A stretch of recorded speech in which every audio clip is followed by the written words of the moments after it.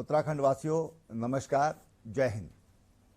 आज आपकी चुनी हुई सरकार के 3 वर्ष पूरे हो रहे हैं और इन 3 वर्षों में आपने जो सहयोग सरकार का किया, हमारा प्रोत्साहन बढ़ाया, उसके लिए मैं आप सबका बहुत बहुत धन्यवाद करता हूं और आप सबको 3 वर्ष पूर्ण होने की बहुत बहुत बधाई और शुभकामनाएं देता हूं।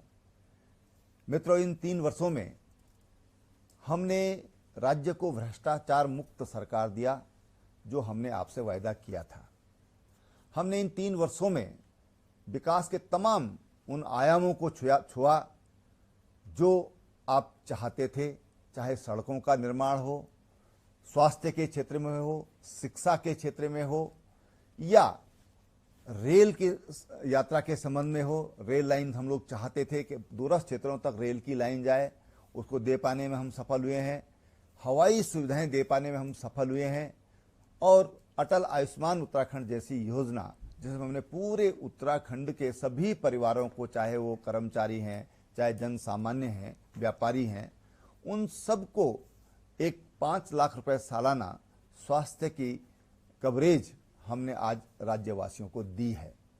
मैं आज आपको, जब 3 वर्ष सरकार के पूरे हो रहे हैं, मैं आप सबसे ये भी वायदा करता हूं कि हमने जो भी वायदे आपसे किए हैं वो वायदों को हम पूरा करेंगे।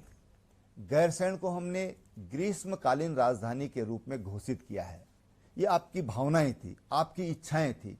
जो 4 मार्च को जब हमने इसका निर्णय लिया विधानसभा के अंदर, जब मैंने ये घोषणा की कि हम गैरसैंण को ग्रीष्मकालीन राजधानी घोषित करते हैं, तो आपने उस पर जो सकारात्मक अपनी प्रतिक्रिया दी, प्रदेशवासियों ने चारों तरफ से जिस तरह से उसका समर्थन किया, प्रदेश से बाहर जो उत्तराखंड के लोग रह रहे हैं और जो भारत से बाहर रह रहे हैं, तमाम लोगों की प्रतिक्रियाएं हमको मिली।